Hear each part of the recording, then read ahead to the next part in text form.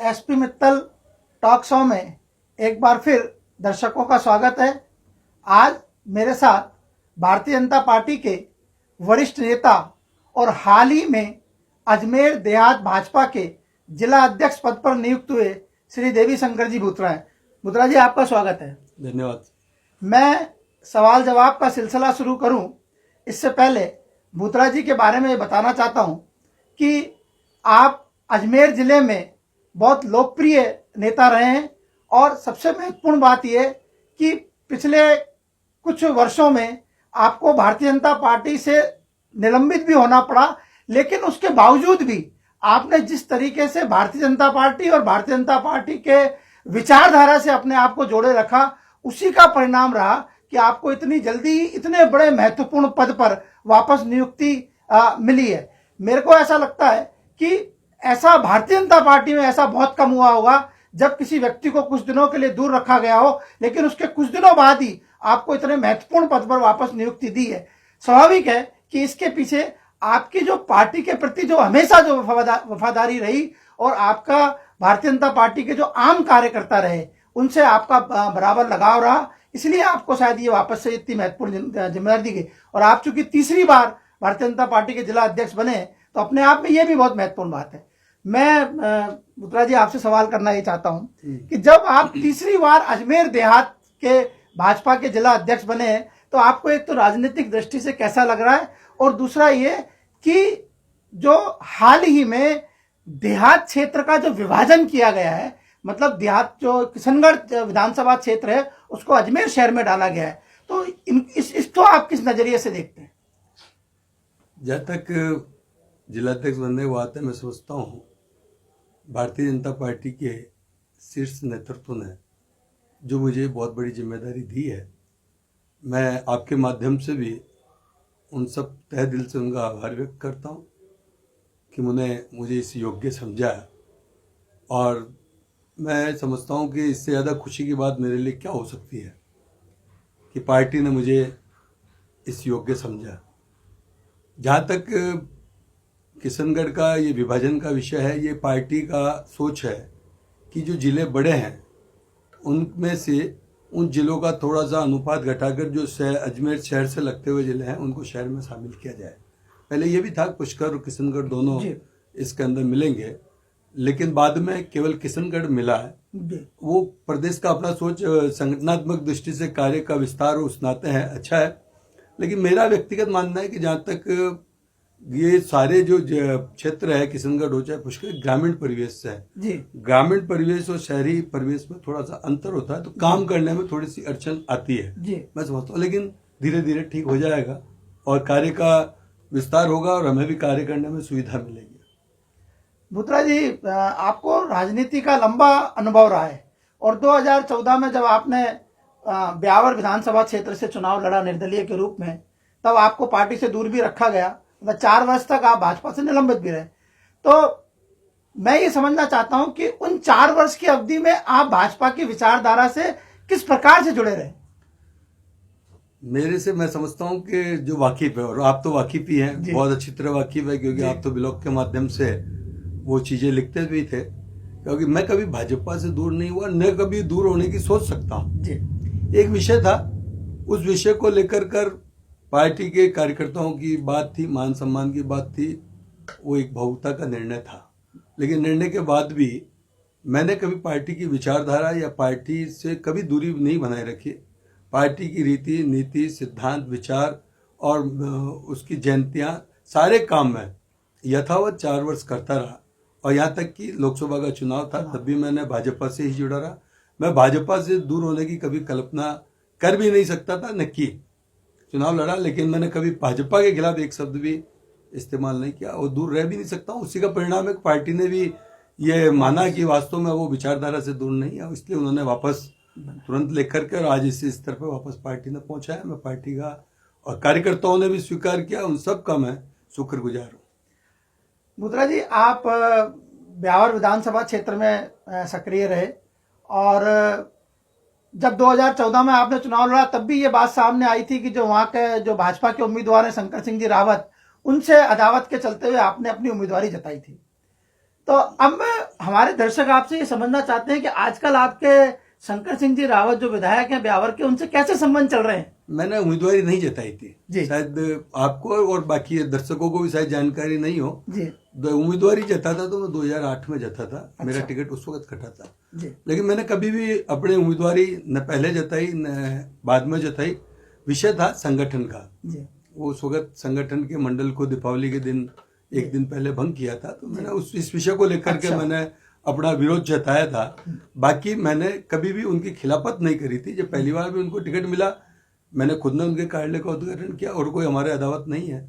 लेकिन संगठनात्मक दृष्टि से कार्यकर्ताओं का हनन नहीं होना चाहिए। कार्यकर्ताओं का मान सम्मान। अभी इन दिनों आपके संबंध कैसे हैं? हमारे संबंध बहुत अच्छा है। अभी हमने बहुत सामूहिक रूप से सहयोग कर करके नगर परिषद का चुनाव संयुक्त मतलब प्रयासों से जीता हमने और बहुत अच्छे संबंध है, कोई दिक्कत नहीं संबंधों में।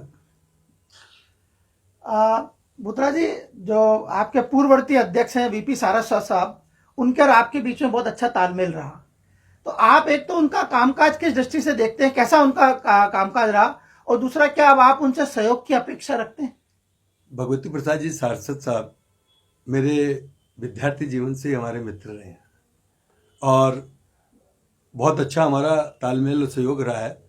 जब मैं भारतीय जनता पार्टी का मंडल अध्यक्ष था जी उस वक्त वो ब्यावर शहर के नगर कार्यवाह हुआ करते थे। और उसके बाद में एमएलए का टिकट मिला तब भी उन्होंने बहुत सहयोग किया और उनके जिलाध्यक्ष रहते हुए भी हमारे बहुत अच्छे आपस में विचारों का आदान प्रदान होता था।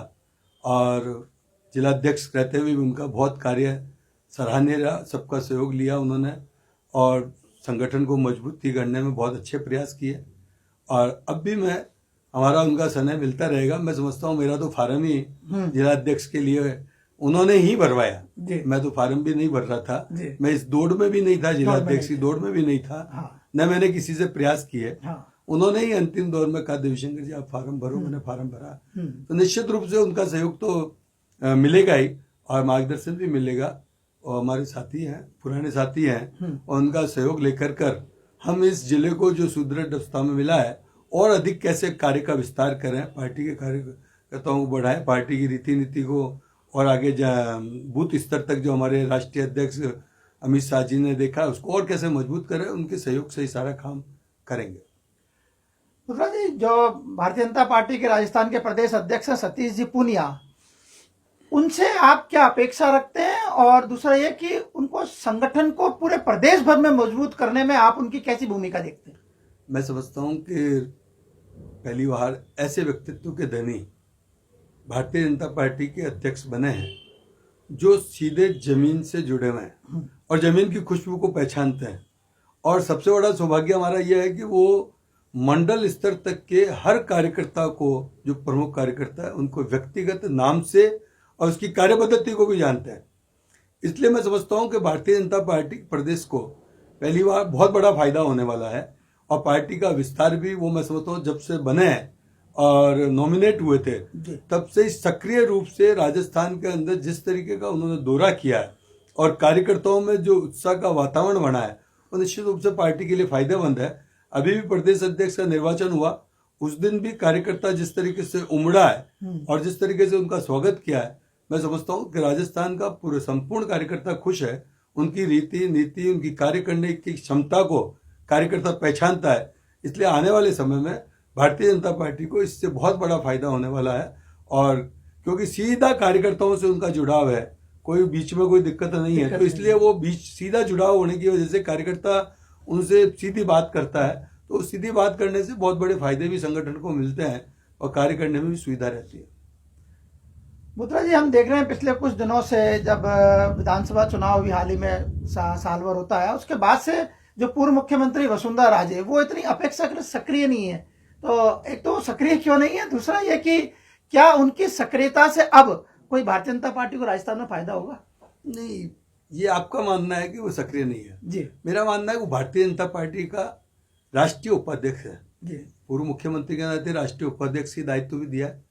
अधिकांश बुत्रा जी, वो राष्ट्रीय उपाध्यक्ष पद में भी सक्रिय नहीं है, जा रहे हैं और मैं समझता हूँ बहुत सक्रिय रहे। और अभी जैसे राजस्थान में हमारे अपने नागरिक संशोधन विधेयक को लेकर के आंदोलन हुआ तो उनकी भूमिका बिल्कुल सक्रिय भूमिका रही है। इसलिए अपन ये कहें कि सक्रिय नहीं है, जी तो संगठन में जो दायित्व जहाँ मिला हुआ राष्ट्रीय स्तर पर, तो वो राष्ट्रीय स्तर पर सक्रिय रहेंगे। राजस्थान स्तर पर जब आंदोलन की शुरुआत हुई, अभी अभी जस्ट हुई है अभी, और उसमें माननीय मुख्यमंत्री जी स्वयं उस आंदोलन में सहभागी थे, खुद उन्होंने उद्बोधन दिया। उनका एक अपना कद है, उस कद के नाते उनकी जहाँ भूमिका होती है वो भूमिका अपनी निभाता है। पुत्रा जी, ये जो संशोधित नागरिकता कानून जो है उसको लेकर क्या अजमेर जिले में भी कोई जन जागरण अभियान चलाया जाएगा भारतीय जनता पार्टी की ओर से? मैं समझता हूं कि देश की आजादी के बाद पिछले 70 वर्षों से जो हमारे भारत के यहाँ विभाजन के बाद जो लोग आए थे, वो हमारे एक नारकीय जीवन जी रहे थे। उन विस्थापित भाइयों के लिए मैं समझता हूँ देश के प्रधानमंत्री नरेंद्र भाई मोदी एक मसीहा बनकर उभरे कि भारत सरकार ने पहली बार उनके उत्थान के लिए जो नागरिक संशोधन विधेयक लाए हैं, उस विधेयक के माध्यम से मैं समझता हूँ कि उनका बहुत बड़ा फायदा होने वाला है। और सबसे बड़ी बात यह है कि इस विषय को लेकर के जो भ्रम फैलाया जा रहा है विरोधी दलों द्वारा, उस विरोध के लिए आज आपके साथ बातचीत कर रहा हूँ और हमारा जन जागरण अभियान आज से शुरू हो रहा है। अच्छा। और बूथ स्तर पर हो रहा है। मैं भी आज अपने बूथ नंबर ब्यावर के 75 से सुभाष चौक से इस कार्य को शुरू करने जा रहा हूँ। आपके माध्यम से मैं सभी से आग्रह करूंगा कि इसमें अधिक से अधिक सम्मिलित हो।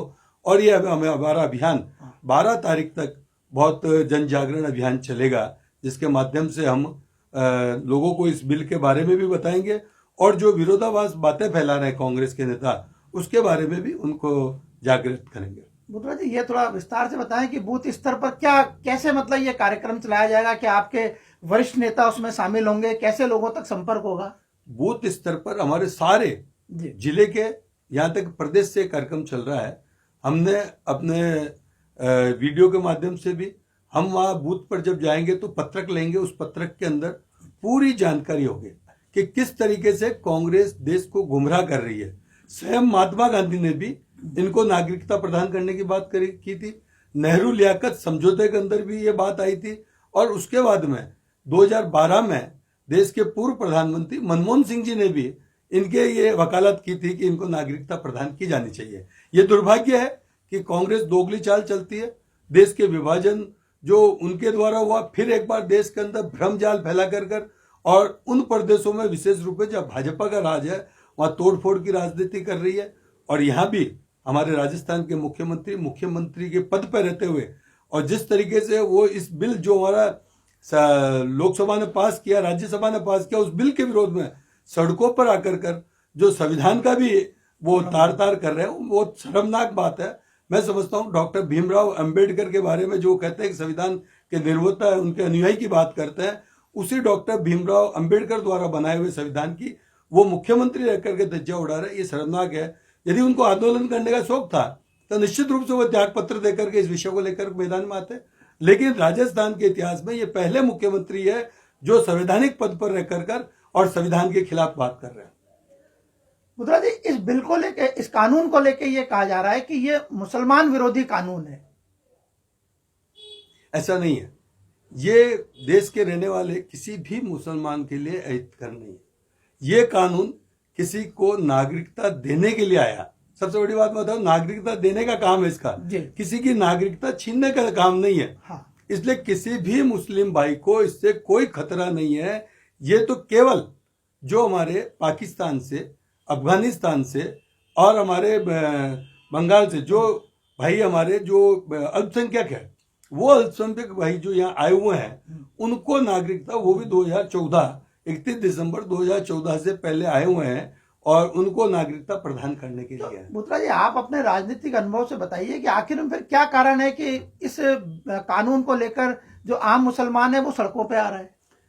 आम मुसलमान जो सड़कों पर आ रहे हैं उनको गुमराह किया जा रहा है। ये वोटों की राजनीति है। मेरी स्वयं अनेक मुसलमान भाइयों से बात हुई, मैंने उस विधेयक की कॉपी भी उनको दी। मैंने कहा आप मुझे ये बताइए कि विधेयक में किस जगह पे आपके खिलाफ एक शब्द भी लिखा हुआ? वो स्वयं मानते हैं कि भाई साहब यार लिखा हुआ कुछ नहीं है, लेकिन क्या करें, हमारे वो कुछ ऐसे लोग आ जाते हैं जो हमारे को सड़कों पर लाने के लिए मजबूर कर देते हैं।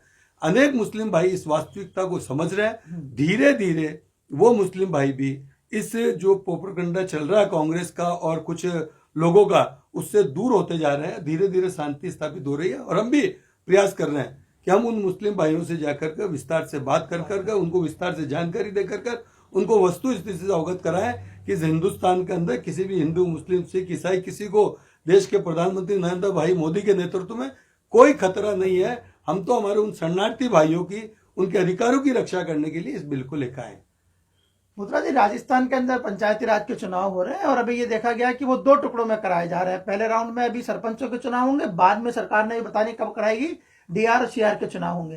तो एक तो आप ये 2 टुकड़ों में जो चुनाव कराए जा रहे हैं, इसको आप किस नजरिए से देखते हैं? दूसरा ये है कि अजमेर जिले में पंचायती राज चुनाव के मद्देनजर भारतीय जनता पार्टी की स्थिति कैसी रहेगी? राजस्थान के मुख्यमंत्री अशोक जी गहलोत बहुत डरे हुए हैं। सरकार पूरी डरी हुई, सहमी हुई है। उसका कारण यह है कि 1 साल के अंदर उन्होंने इस जनता को कुछ भी नहीं दिया।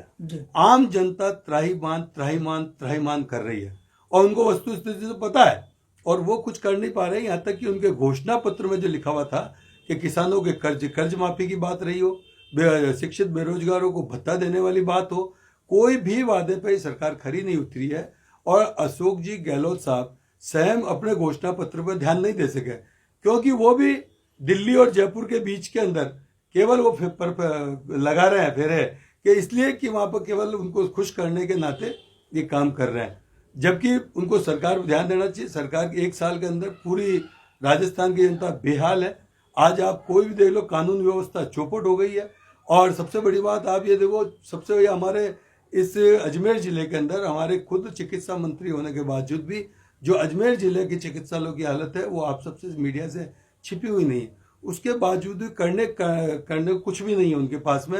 अब ये पंचायत चुनाव वो चाहे कि यैन कैन प्रकरण जीते, उसके लिए उन्होंने योजना बनाई हुई है कि किस तरीके से जीते। ये पहली बार राजस्थान के इतिहास में हो रहा है कि जब वो इस तरीके से चरणों के अंदर चुनाव करने की बात कर रहे हैं, जबकि आज से पहले कभी ऐसा नहीं हुआ। और सबसे बड़ी बात आप ये देखो कि जो नामांकन, पंचायत के चुनाव नामांकन बढ़ने के बाद वो 7 दिन का समय दे रहे हैं। अब उस 7 दिन का समय देकर कर सरकार की मनो इच्छा क्या है वास्तव में? एक तरफ तो हम कह रहे हैं कि हम व्यय घटाएं और एक तरफ आप बढ़ाने की बात कर रहे हो। मतलब उनकी मंशा कुल मिला के मैं ये कह सकता हूं कि वो किसी तरीके से यैन कैन प्रकरण, सरकारी मशीनरी का दुरुपयोग कर करके किस तरीके से पंचायत चुनाव जीते हैं, उसके नाते ये सरकार काम कर रही है।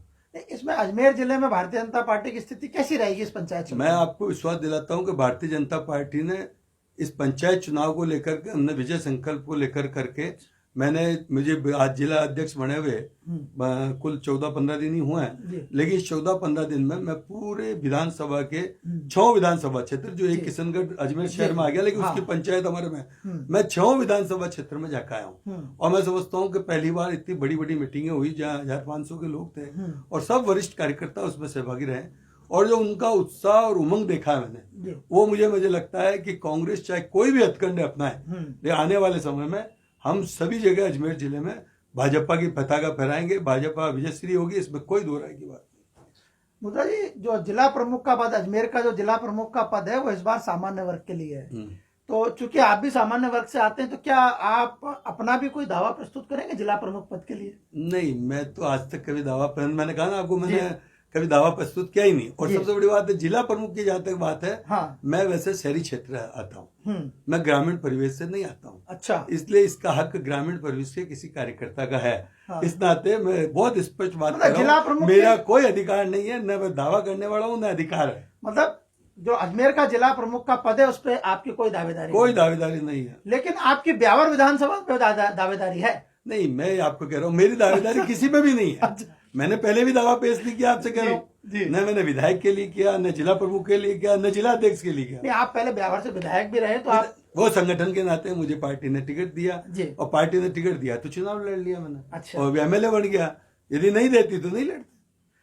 अच्छा पुत्रा जी, आप ही बताएं कि आप जिला अध्यक्ष के रूप में अजमेर जिले में आपके सामने अभी सबसे बड़ी राजनीतिक चुनौती क्या है? हमारे सामने सबसे बड़ी राजनीतिक चुनौती पंचायत राज के चुनाव है जी। एक तो पंचायत राज के चुनाव से हमको विजयश्री प्राप्त करनी है। हाँ। और दूसरा, संगठन को चुस्त दुस्त करके विजयश्री कर रहे हो। तीसरी बात ये, जो कांग्रेस अपने इस नागरिक संशोधन विधेयक के माध्यम से जो वातावरण बना रही है, भ्रम फैला रही है, और जिस तरीके का वातावरण, उससे भी हमें निपटना है। और ये सारा काम निपटने का तभी होगा जब हमारा संगठन चुस्त और दुरुस्त होगा। और संगठन को इसलिए मैंने विधानसभा स्तर पर जाया हूँ, जी। और अब आगे कल जिला बैठक हो रही है, जिला बैठक के बाद हम पंचायत स्तर पर जा रहे जी। हैं, पंचायत स्तर के बाद में मंडल स्तर तक जाने का प्रयास कर रहा हूँ, ताकि हमारा संगठन को चुस्त दुरुस्त करके आने वाली इन चुनौतियों से निपटा जा सके। बूत्रा जी, जब जब देहात के जिला अध्यक्ष के तौर पर आपकी नियुक्ति हो गई है, तो जो आम कार्यकर्ता होता है पार्टी का, वो भी सोचता है कि उसको भी कोई अवसर मिलना चाहिए। तो ऐसी स्थिति में बहुत से भारतीय जनता पार्टी के कार्यकर्ता आपके कार्यकारिणी के बारे में सोच रहे कब आपकी कार्यकारिणी बनेगी। निश्चित रूप से ये तो एक स्वाभाविक है जी। और कार्यकारिणी बहुत जल्दी बनेगी प्रदेश नेतृत्व के निर्देशानुसार, क्योंकि हमारे संगठन की संरचना का ये कार्यकारिणी गठन करने का भी एक हिस्सा है। अब के पहली बार ये हो रहा है कि संगठन संरचना में इसको भी लिया है, तो वहाँ प्रदेश से जैसे निर्देश आएंगे वहां से एक पर्यवेक्षक आएगा। अच्छा। वो पर्यवेक्षक के साथ ही बैठ करके इस कार्यकारिणी का गठन होगा। बूत्रा जी, आज आप मेरे शो में आए, मैं आपका बहुत बहुत आभार प्रकट करता हूँ। एसपी मित्तल टॉक शो में आज इतना ही। अगली बार फिर किसी शख्सियत के साथ आपकी मुलाकात होगी। तब तक